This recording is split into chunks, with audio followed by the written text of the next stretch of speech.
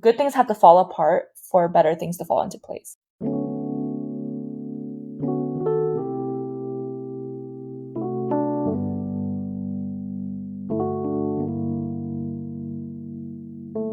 Hi, I'm Danielle, and welcome back to Making Space. Not just a podcast, but a place for honest, open conversations about where people have been and who they're becoming. I have to start by expressing my gratitude for all the amazing feedback I received on episode 1. It truly means the world to me that you listen and care to share what you think.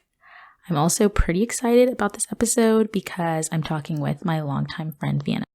Our friendship started where all great friendships do, on the school bus. We actually met on a long early morning bus ride at the beginning of our freshman year of high school, and we continued to ride the bus together for the following few years, and that's where we shared a lot of laughs and even some tears as we got to know each other while talking about anything and everything. We eventually went to the same college and were able to stay in touch. Our friendship is almost 10 years old at this point, and it's my longest school friendship to date, which is insane. I won't provide much preface for this conversation, but I will say that it's about something we're both currently processing: the art of pivoting and navigating change in life, but especially in our careers. Regardless of how old you are, I think we never stop learning and unlearning, so I'm glad I have this platform to share what I'm thinking through in real time. And apologies in advance for all the TikTok references. What is something you've learned or are learning that you wish your younger self could know? I think when I was in high school, I had a very limited understanding of like the types of careers that exist. So I think in my head, I just went the more traditional route, like either lawyer, engineer, doctor. And then so I just like, of those 3 options, I'm like, okay, well, what fits me best? And I was like, I enjoy science and STEM the most. And so I just like went down that rabbit hole and just pursued that for so long until like I felt too deep in it to even once I was exposed to all these other careers, I felt like stuck in it. And so I guess at a younger age, I wish I was just like more aware of what was out there and also like what I was good at. Like I don't think I recognized my strengths until like it was like too late, I guess. I guess it's never too late, but until I felt like it's too late to turn back around. So just like, yeah, just more understanding of career options and also understanding of like what suits me and my strengths. Yeah. I feel like I've also heard people talk about that idea of why do we ask kids when they're like literally 10 years old what they want to do when they grow up? Like, how would you have any idea of what you actually want to be? Yeah. And I think it also puts too much like pressure on your future career. Like, oh, you decide now, and that is what it's going to be. Yeah. Well, that's interesting you said that, like how when you ask kids like, oh, what do you want to be? Most of the time kids say something like doctor. Like my little brother, Drippy, he was like oncologist for some reason. And I feel like it might like get stuck with him where he's like, oh, I always wanted to be a doctor. I always want to be a doctor. And so he might just go down that rabbit hole, even though it might not be what best suits his interests or strengths. But it's just like something that he's already been telling himself since he was like 5 years old. Yeah. And also, yeah, and I think it's just crazy that we had to choose our majors when we were in high school. Like, what are we, like 15, 16? It's like, how am I supposed to know what I want to do for the rest of my life while I'm in high school, you know? To the childhood question, I always said I was going to be a pediatrician. Like, I was a little... Me too! That's funny. Okay, guys. Look at us both. Look at us now, not in healthcare at all. But, no, I was a kid walking around with my little, like, plastic doctor kit. And so that stuck with my parents, okay? And they also believed that I was going to be a pediatrician. Literally, into high school, I still thought I was going to. Yeah, I remember. And then at some point, I was like, actually, I don't care about that at all. And I don't want to work in a hospital. Weren't you going to be like a chemistry major? I was a chemistry major. You were, right? I remember that. In college. For one semester. Me too. Horrible semester. I was too. I was a chemistry major for one semester at UT. Okay. How did I not remember that? Yeah, I was. I guess maybe I thought you were bio before you changed. No, I was chem. Because you remember I loved chem? Me too. But I know, but you were good at chem. I just loved chem. I was good at regular chemistry. I didn't even take AP chemistry. And I think that is what got me because I went to college and that was like AP chemistry. And I was like, what is this? No. You took regular chemistry and you're like, I'm good at this. No, I was really okay. Major in this. It was literally, I remember like the day before the apps review for University of Texas at Austin, I was like, what should I put as my major? And my mom was like, just put chemistry. You're good at chemistry. And I was like, sure, why not? And then I got there and I was like, literally no way. Get me out of here as soon as possible. So yeah. So how did you get to this point where you're deciding to pivot? You started this journey probably before me, but it's been very interesting to like watch and see like just the big moves you're making. And how did you get to this point? Honestly, I should have gotten to this point like way, way earlier. I think my sophomore year at UT was when I really like knew that like I made a poor career choice for myself, right? Not saying that healthcare is a poor career choice, but it was like not a right fit for me. And I remember during this time, my sophomore year was when I dealt with like the most anxiety I've ever dealt with. It was like I like could not get out of bed. I was like not showing up to classes. Like my professors were emailing me like, girl, where are you? Every like bad grade I had in every class was because my attendance grade was like literally 0 because I just could not get up. Then I got belly because I thought, a dog, dopamine, I thought he would help, and then I wasn't walking my dang dog. Yeah.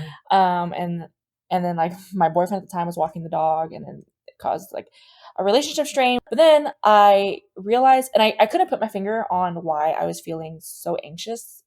And I eventually came to the conclusion that it was because I felt like stuck in like this career choice. Like I knew it wasn't for me, but I just was too scared to make the pivot.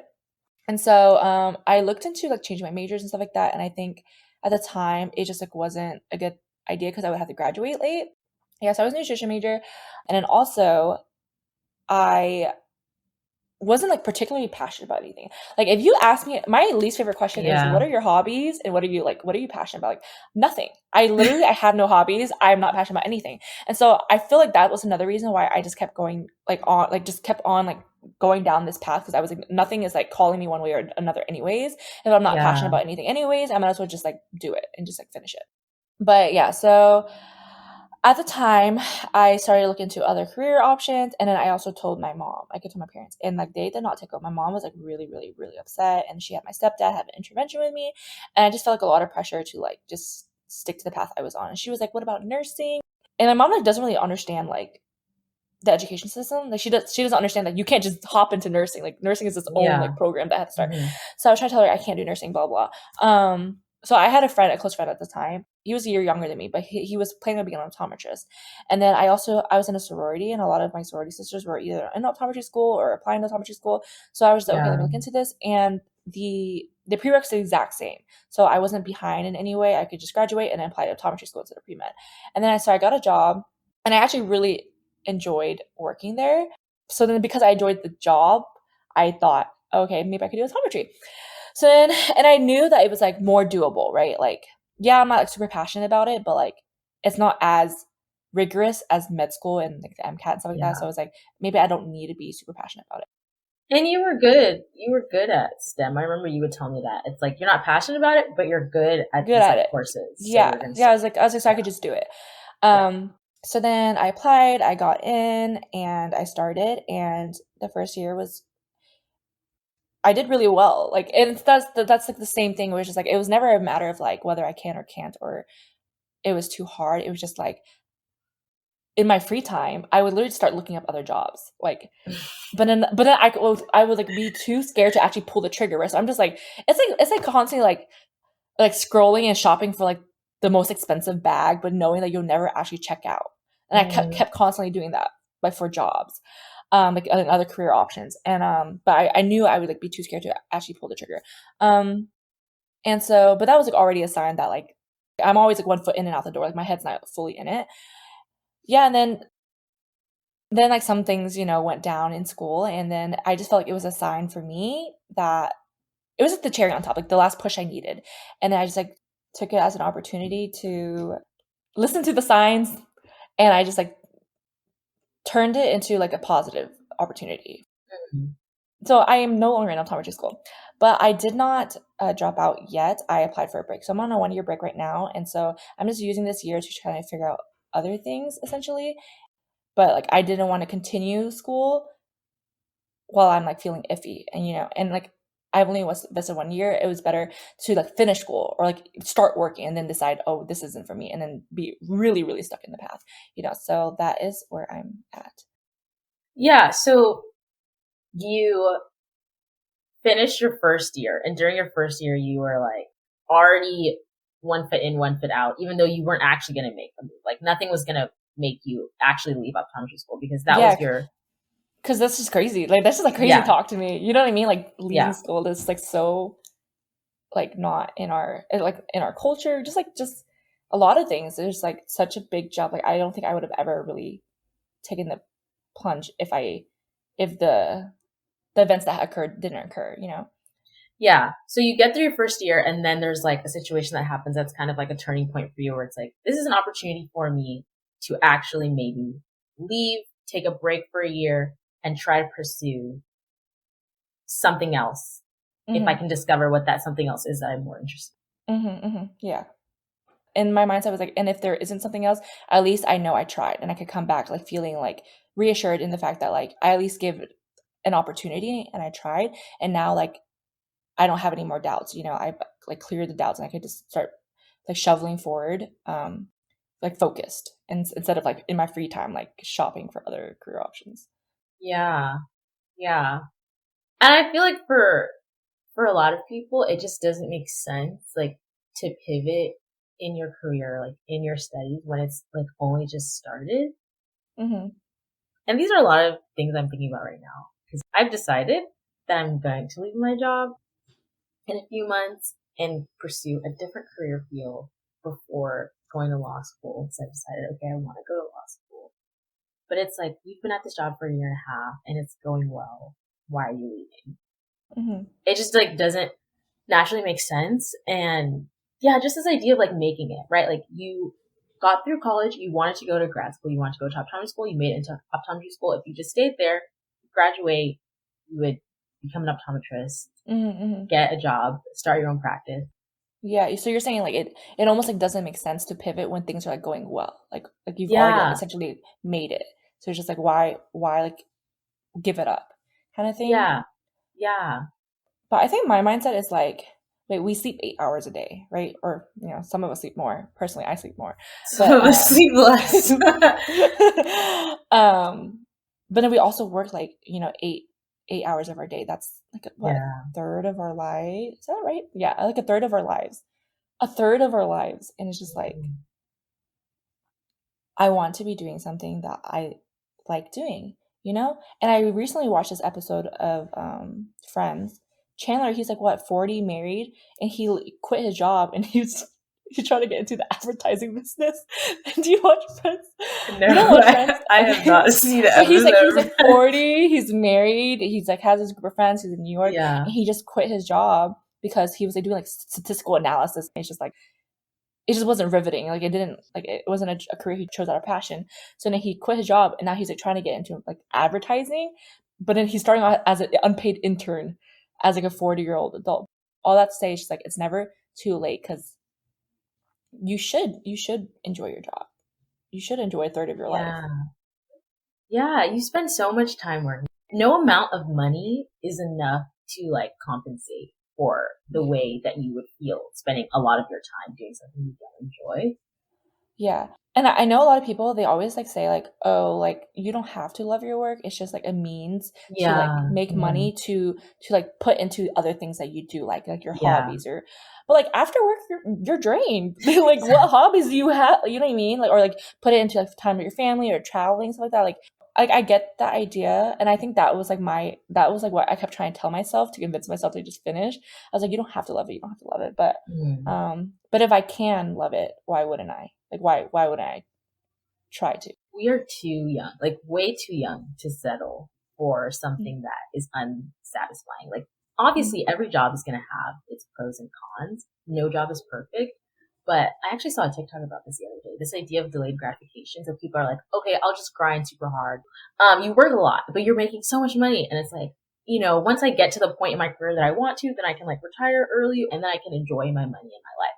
But it's like, by the time you're 50, you're not trying to do all the things that you were trying to do when you were 23 years old. Yeah. Like, yeah. You have different responsibilities. Your life looks different. You're tied down to like Exactly. probably a family. Yeah.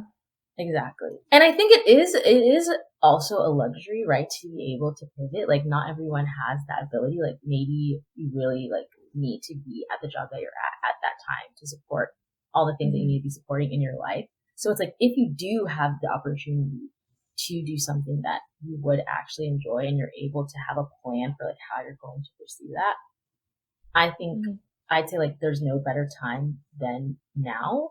But I think there's also another level, and you kind of started talking about this, like with your parents. I feel like sometimes there's like a duty that you may feel as like, as any child, but also as a child of immigrant parents, right? Because your parents came here to make like a better life for you and they like sacrificed a lot.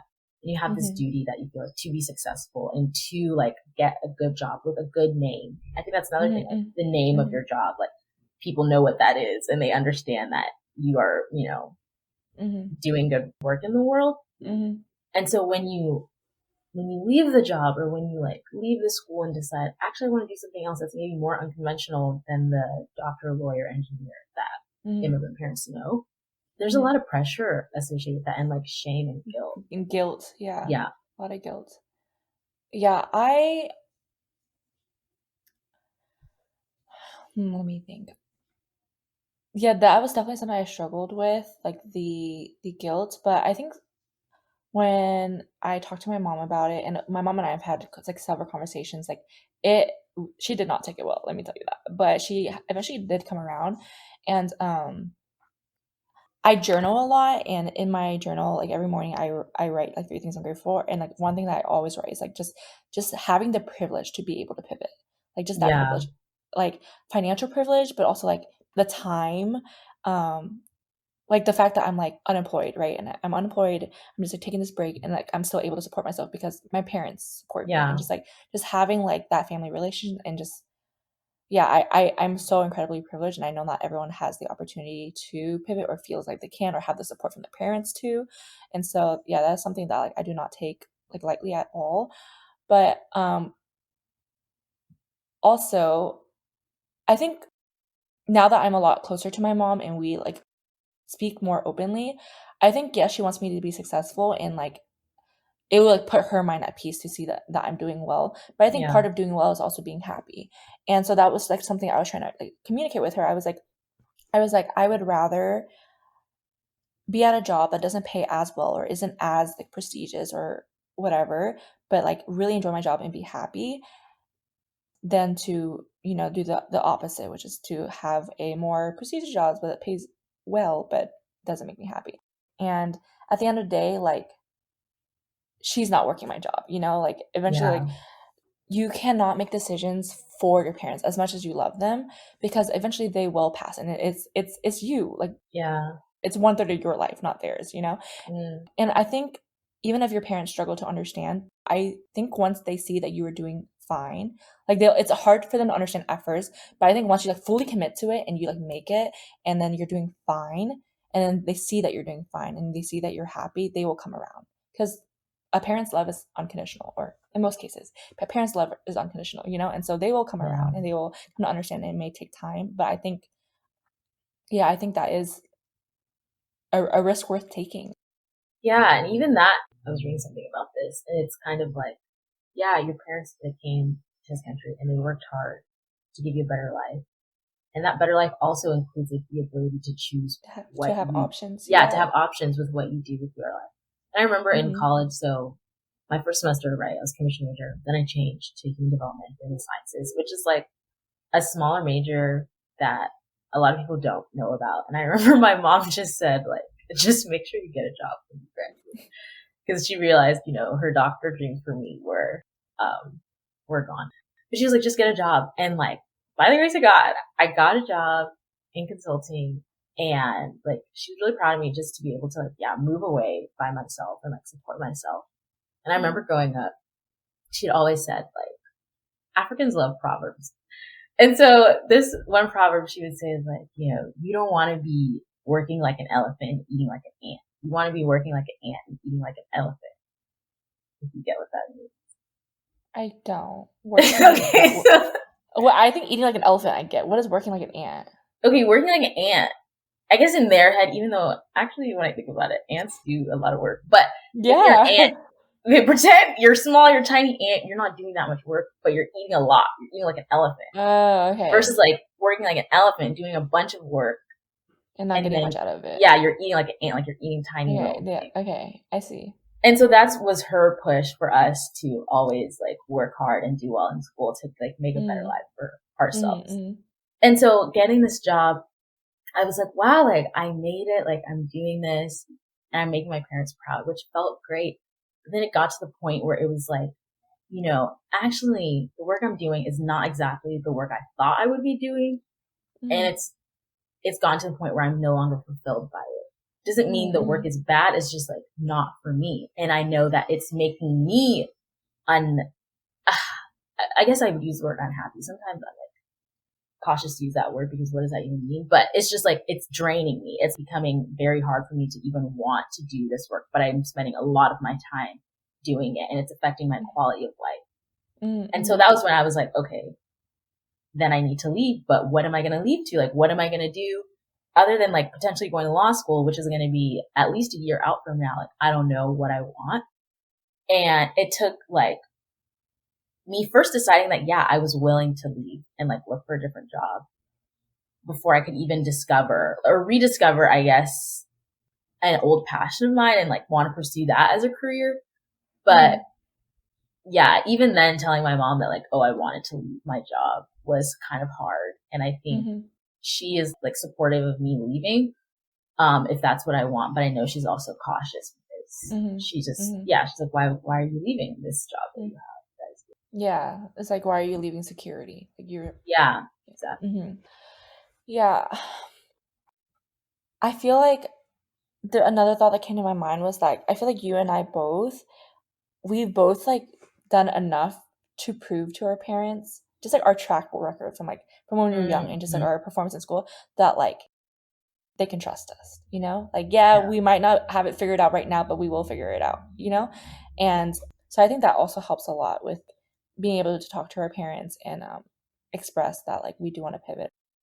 So like there is a certain level of insecurity and like anxiety that they probably feel for us when we are like navigating this, but I think our track record and just like they know us, they know our character, they know like our drive, they have trust in us and faith in us. And so I think that also helps. You know, if I was like a delinquent like all throughout school and I told my mom like, I want to go to elementary school and she was worried, I'd get it. But I feel like I've proven to her that like I can take care of myself. I always tell my mom this, as much as you care about my future, I promise you I care more because it's my future, you know, like as much as you are worried and you want me to be successful, I want myself to be successful. And so you just need to have trust in that. And so I think that's helped a lot. Yeah. It's really interesting, our relationships with our mom and like how big of a role that plays in our decision making in our career and things like that. Like how much we want their validation and their approval. Yeah. Everything you just said was so good and so true. And maybe that's just the reality of it. Like you're an adult, quote unquote. I call it novice adulting because like I know what I'm doing, but like, do I? No. Anyway, you know more than me. You know more than me. Dude, I told you that freaking interview, and he was like 401k. I was like 401 what? 401. So in a lot of ways, like you still do lean on them, and you want them to be involved in your life, and so that means involved in the phases of change. And earlier you were talking about how like we're still young or whatever.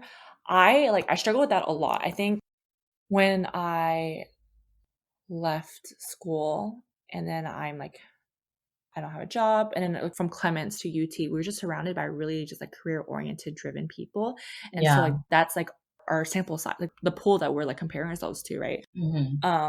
Which is not it's not like representative like the entire world. It's not representative of the entire population, but we're just surrounded by really just successful people. And so I think I almost felt like embarrassed or like, or I was like trying to keep it really low key because I just like, I don't know. Those who went to Clemens, they know. But just like, just like that feeling of like, I was just like embarrassed and I just felt like I was behind because people were either like in school, like on like a fine path and like once they finish, they're good, or like they're already at the end of their path and they already have an established career, or not established, but like they started their career and like it can only go up from here. Whereas like I feel like I was at a standstill. But I came across a TikTok and like I love TikTok. I literally have a folder called knowledge. I just add things. But I saw this one TikTok and it said your 20s are like a fitting room, and it's like you're not meant to have everything figured out. You're meant to be trying on different things, seeing what fits and what doesn't, and like leaving the things behind that don't fit. And this could be like romantic partners, friendships, and career as well. And so in like cities, like where you live, things like that. And so it is okay to like change your mind. It is okay to pivot because you are young. 20s is young. Also, whoever said 20s is the best years of your life, they were lying.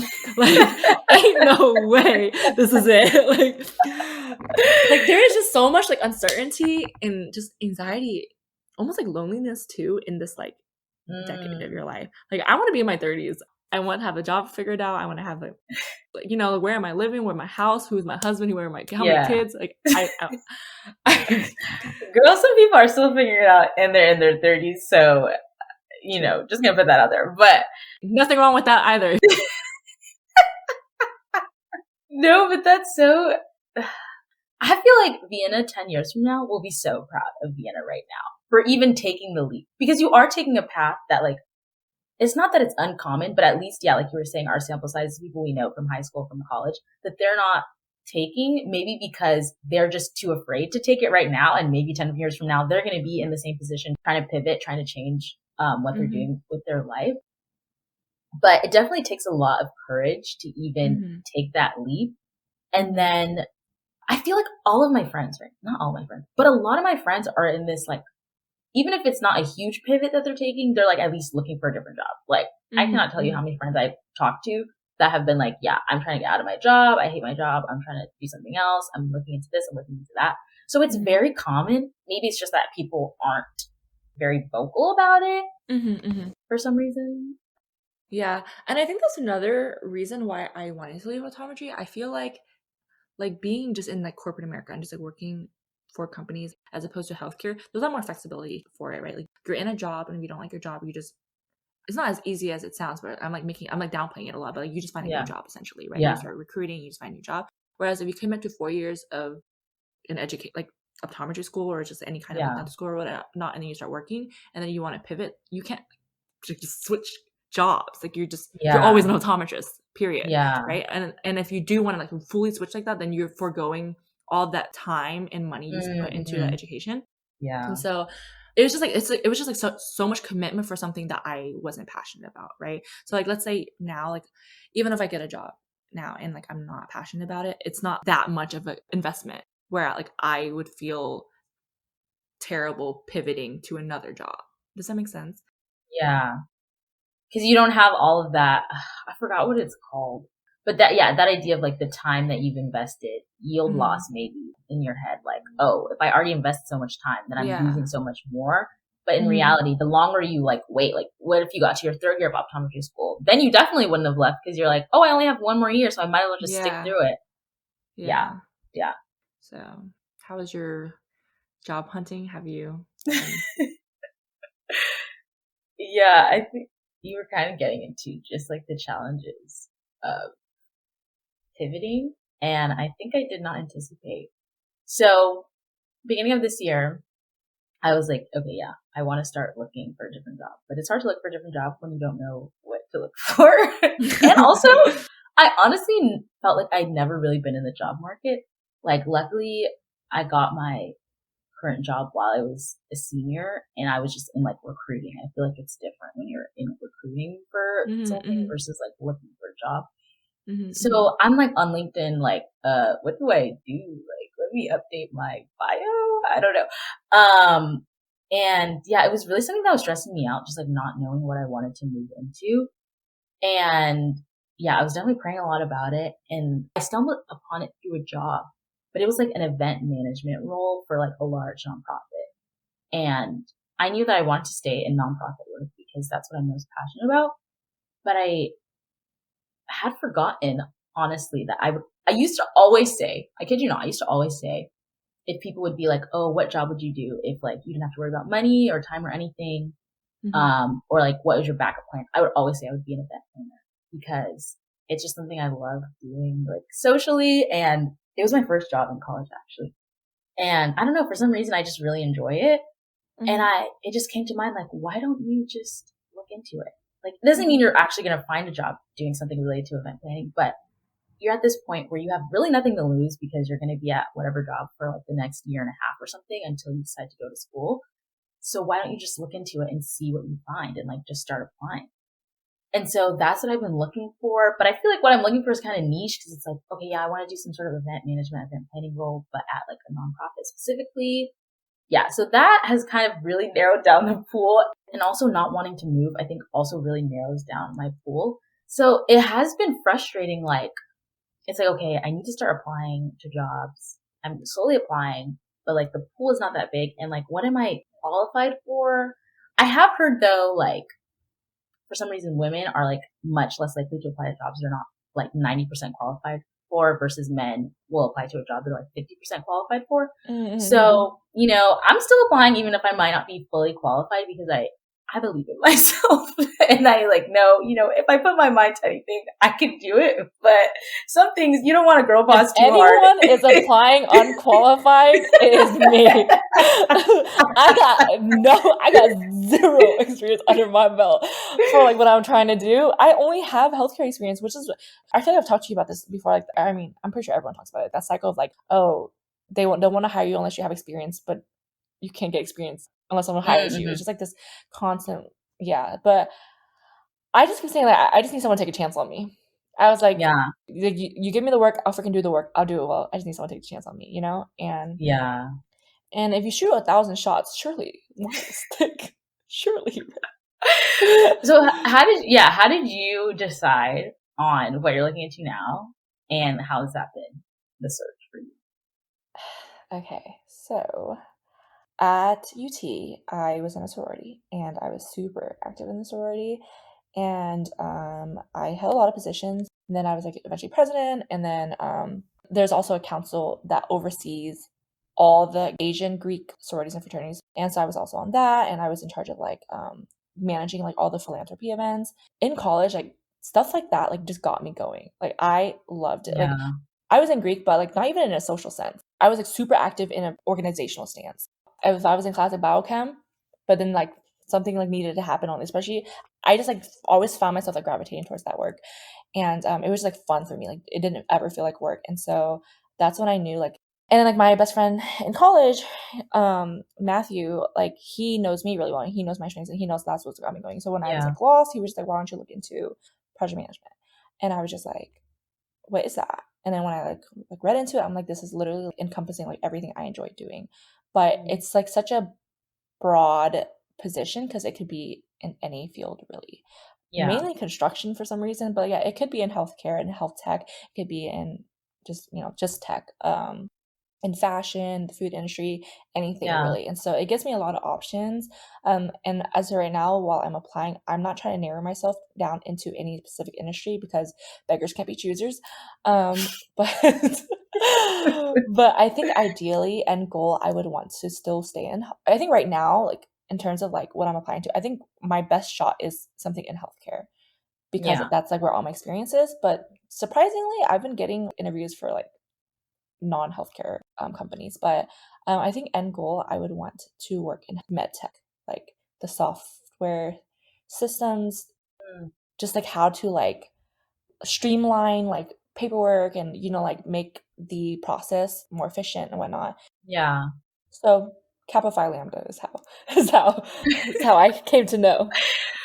But this is so interesting because okay, yeah, if you would have asked either of us a year ago, like what we want to do, really, we wouldn't have had an answer to it. But then upon reflecting, and specifically reflecting on like what we did in college, you like were able to see things that you really enjoyed and see things that were your strengths. But somehow we're supposed to know at the very beginning of college what we want to major in to determine in what high we school. want We're to supposed do. to know in high school. Yeah.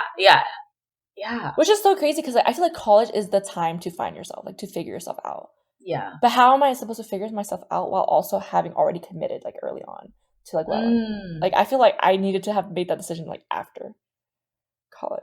Like I wish majors didn't exist. I wish college was just like education, like high school basically, just overall education, and then you like decide.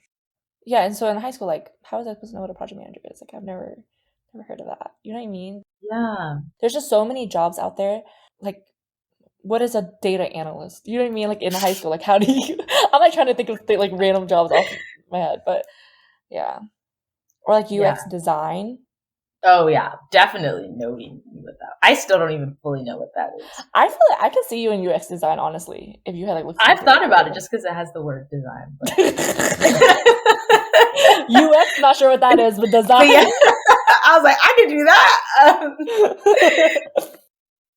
No, literally. And it's like, it's exciting, right? It's exciting, the prospect of like starting something new that like is something you feel like you would really be good at and something you feel like you would enjoy. But then at the same time, I feel like where I'm at right now as well is realizing the reality of change. And you've been in it longer, so you could speak on this more, but it's like realizing that my life's going to change from how it is now when I start a new job. I'm used to this job I'm at right now, but that's going to end. I'm going to start a new job. That's going to be weird and uncomfortable, just like it was starting the current job I have. And then at the same time, I'm going to start studying because I want to apply to law school, so I need to take the LSAT. I haven't studied literally since, I want to say even before I graduated, I stopped studying. Okay. Like I was done. I was done studying. I was done being in school. So that's all going to change. And I realize I've gotten to this point where I'm so comfortable in my life right now, which is crazy because when it first started, when I moved to Boston, when I started a new job, I was like, what is this whole having a job thing? But now I realize like, oh, I really like not being in school and I like having time to myself after work. And I like the life that I've created for myself here. But now that's all about to change because I'm messing up everything in my life. I'm like pulling everything up and like flipping it over, which is what I wanted. But I just didn't realize the reality of facing change and how uncomfortable that can be. Yeah. Well, I feel like we're always going through change, right? From middle school to high school to college. Yeah. College to work. And I feel like once you like settle into it, it becomes like the new normal. Like you like forgot. Like especially you forget. Like you forget the previous chapter of your life. So you like almost don't even remember that there was a change. And so I feel like it's scary at first, but yeah, you just get adjusted, and then it comes around again where you need another job or you're trying to get into law school, and then you have to redo it again. I feel like that's just, circle of life, really. But I don't know. I don't know if I really thought about change too much. Or honestly, okay, there's like this tweet on Twitter, and it was like, my life beginning of 2022 and the first half of 2022 and the second half of 2022 are like entirely different. And I was like, girl, no one's life is more different than mine. Like literally like dead center July, before July and after July, everything was different. Like I was a freaking optometry school. I was like literally in grad school. I had an entirely different group of friends. Like everything, my relationship with my parents. And then the second half, like, I became Christian second half.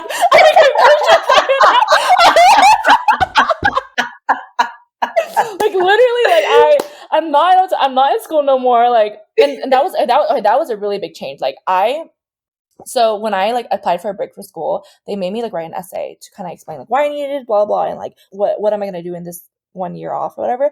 And I was like, honestly, like I don't know what I'm gonna do in this. Like I just told them like I don't know what I'm doing this year, but because like for the past, I don't even know how many years, 12 plus 4 is what, 16. For the past 17 years of my life, I have been nothing but a student. Like that was my identity.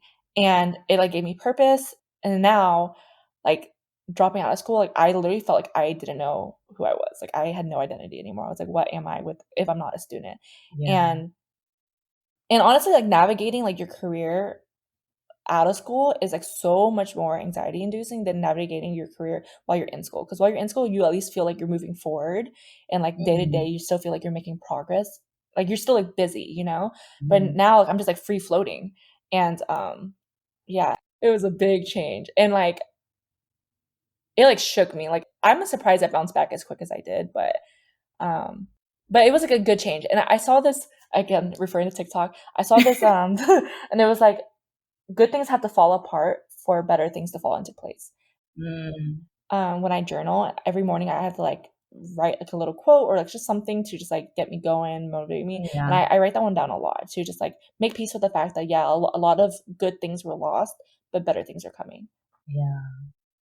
And you wouldn't even have been looking for any of this. You wouldn't have been looking to get out of optometry school. You would have been looking in project management if those things did not happen. Like you wouldn't have had it was the push that you needed. Yeah, and I really believe everything happens for a reason. I didn't believe that before, but I really believe it now. Like everything happens for a reason, and like what is meant to be yours will be yours. You know, like if I was meant to be an optometrist, I would be in school right now, and but like I just really believe that. Yeah, and since I guess maybe it's because you're like you went from one season to another just so abruptly.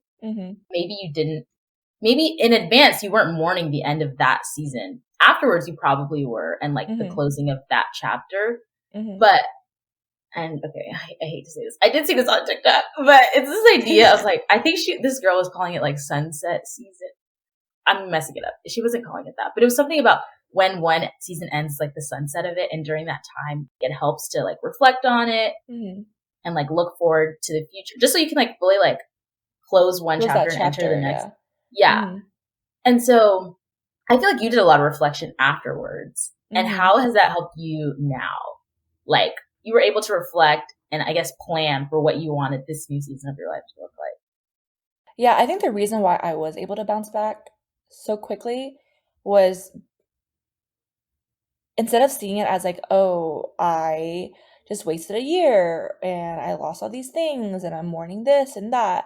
I just started seeing it as like, okay, well, if I didn't do that year, I wouldn't have known, like now I know. Yeah. Like now I know like it's not for me. I just started seeing like the positives and everything, or just like being grateful for the experience, being grateful for the memories, and just a lot of lessons learned. Like I feel like my character development from like those experiences have been so major. Like I feel like I'm a lot more self-aware of just a lot of things about myself that I wouldn't have noticed or recognized if I did not experience that year in optometry school with those people and whatnot. And so yeah, even though it was hard, it was necessary. And so I'm still really grateful, and yeah, and it's so true. Like, no experience is wasted. Like, you can't say, oh, because I didn't discover this 2 years earlier, I wasted the past 2 years. It's like, no, those things still taught you. You still learn things in your first year of optometry school. Okay, you won't be like looking at people's eyes anymore, but you had some transferable skills, I'm sure. Jiffy, he like wears contacts, and every time he gets a new set of contacts, he'll like FaceTime me. He'd be like, how do I know which one's from my left eye, which one's from my right eye? And I was like, I got you. I know this.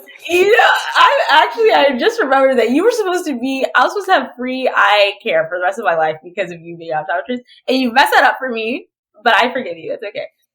And you know what's so funny? Okay, not to be preying on the downfall of optometrists or anything, but I was playing I was playing a game with it was like what's it, We're Not Really Strangers or whatever. Oh yeah. Or no, I think we finished all the We're Not Really Strangers cards, so we just looked up questions, and it was like, something that you think will be obsolete in like 20, 30 years? And they said glasses, and I was like, I hope so. Because they're like glasses, like they think like LASIK is already on the rise, and it would be like more accessible, blah, blah, blah, just like glasses, contacts, like things of that nature. And I was like, I freaking hope so. That way, 20, 30 years from now, I'd be like, thank God I got out of that career. That way I can feel really, like, really assured of my decision. Oh my gosh.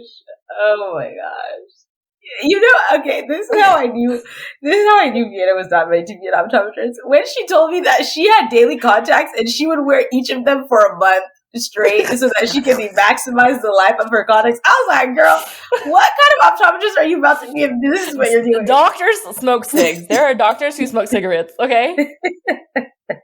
Okay. I wouldn't be surprised. Okay, so what has been most rewarding for you through this pivot? the first thing that came to my mind was like my mended family relationships. I feel like I was always grateful for like the financial privilege that my family gave me, but I think that was kind of like the end of that because we just had such a strange relationship throughout my whole life. But I think going through this and just seeing like their support, and I just never recognized like truly how ride or die family is. And yeah, I think through this experience, I really see that now. Like friends come and go, but family will always be there through like your highs and your lows, or at least in my family. Like I don't want to speak for everyone, but they would be there to just support me in whatever it is I want to do.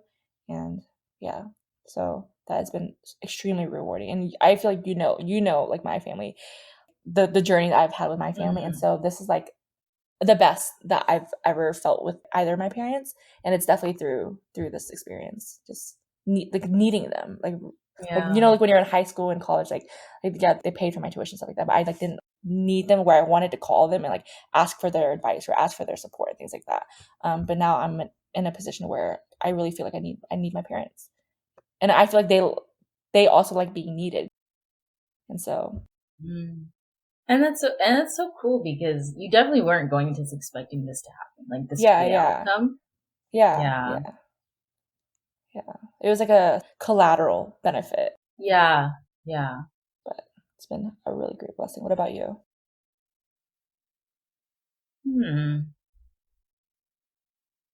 I don't know. I think I am definitely more at the beginning of this, but this is all very new. This conversation is really more for me, to be honest. Like, I'm benefiting from your wisdom. I'm like, I can look forward to that too. No. I think, I don't know. I feel like there's a freedom in pursuing things that you're actually passionate about. Like, I think it's so easy to get tied into whatever you're doing, specifically for the money, right? Because it's just a real need. You have to be able to support yourself. And I think I really like, at the right price, people will sell their happiness or like their dreams and goals, like, and just settle where they are. So it's freeing to know that like I actually am not willing to do that, and I'm like gonna sacrifice my comfort and like sacrifice like just what I'm used to. And like you said, like in some ways it can be, I don't know, for me, I would use the word embarrassing in my situation, but just like you're willing to sacrifice the name because like, okay, not everyone, but who knows what consulting is actually. But if you say that, oh, that's what you do, they like understand. Yeah. Versus like, there's like some clout behind like, oh, I'm a consultant. Yeah. And being willing to sacrifice the clout of my job if I'm doing something related to like event management. Some people are like, why would you do that? Yeah. You know, like, what is that? Like, why are you doing that? But being okay with that because I know, I feel peace about it. I feel like this is where God is leading me right now. Even though, I am planning to go to law school, and you know, we'll cross that bridge when we get to it. But just like knowing that, I'm not tied to the establishment. I don't know. I can make decisions that are like against the grain and like still be happy with myself. Yeah. Definitely takes a lot of courage. But it takes a lot of courage, but also a lot of like just faith in yourself, faith in God, you know? I think this will work out.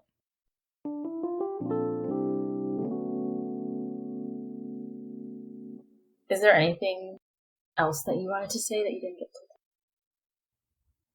I guess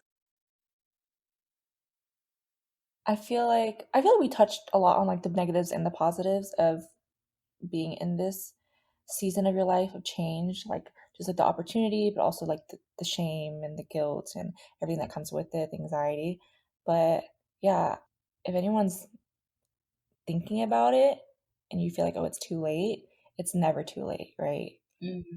And if you ever feel like you're behind, there's no such thing as behind, right? Because everyone's like on their own journey. Like, do not compare yourself to the person next to you. Yeah, and then also just to be patient with it.